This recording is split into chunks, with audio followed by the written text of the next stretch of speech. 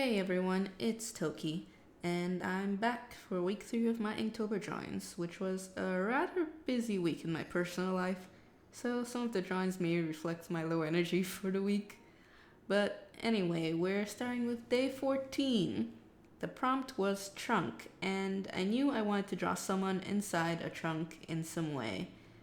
I thought of someone being tied up in the trunk of a car, I thought of a body bag being stuffed in the trunk, but to keep things simple, I just did this drawing of an open trunk with someone emerging from its shadows. Their hands are trying to grip the outer part of the trunk to get out, but they keep slipping since they're kinda bloody.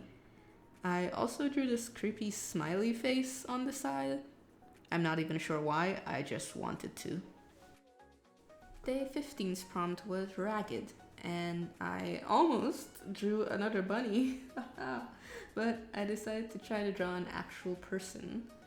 So my camera storage had run out while I was filming, so there's a very small part that didn't get filmed right before I erased her face during the sketching part. Thankfully, it wasn't much that was cut. Anyway, I drew this girl who was wearing ragged clothes and just looking pretty rough overall. Her hair is a little bit messy, she has some bruises, she's very sweaty, probably feeling a lot of stress and anxiety. I imagine her to be someone who had been living on the streets for some time and was working up the courage to go ask someone for assistance. I actually had a full scene imagined in my head, but like I said, I didn't really have that much time to do these, so I kept them as simple as I could. Day 16 was Blunder. And yes, I did this one digitally on my iPad. At the time I started the drawing, I didn't have my sketchbook and pens with me, and when I did get access to my traditional supplies, I had already done so much of the drawing, I was just like, you know what, I'll just finish it on my iPad and this one will be digital. Sorry. Does that mean I technically failed the challenge? I don't know. I mean, there are people who do Inktober digitally regardless, right? So I think I'm fine. I'll just try to not do it again. Sorry. Anyway, Blunder. When I first heard Blunder, I thought of my husband playing chess and hearing him scream in frustration because he blundered one of his pieces, usually a rook or a queen. So I wanted to make an illustration of a queen's blunder. Apparently, one of the most common ways that people blunder their queen is when the player sends her out earlier in the game and becomes so caught up in clearing out the pawns that they don't realize that there's another piece in position just waiting to snipe them. So I drew this scene of a queen who's taken out a pawn piece with a very excited look on her face. But, oh no, who's that in the back? Is that a knight 3 squares away in an L shape? Oh, and the queen doesn't notice him? Oh no! Anyway, it took me a while to draw this because I had to keep stopping and going back to it because I was busy. But I had a lot of fun, and because it was digital, I was more willing to do something a bit more ambitious, even though I still kept it fairly simple. The prompt for day 17 was ornate, which made me think of ornate jewelry.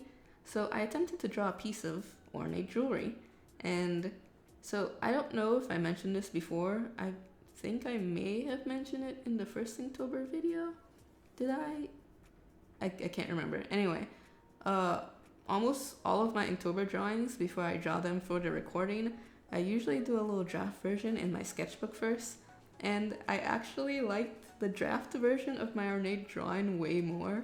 I even included it in the TikTok I made of my day 17 of Inktober because I was just not as satisfied with the one I did while recording.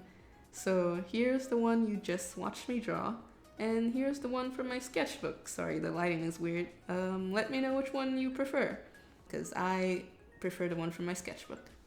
Day 18 was Deal, and I thought of the game show Deal or No Deal, but I didn't know what I would draw for that other than Howie Mandel.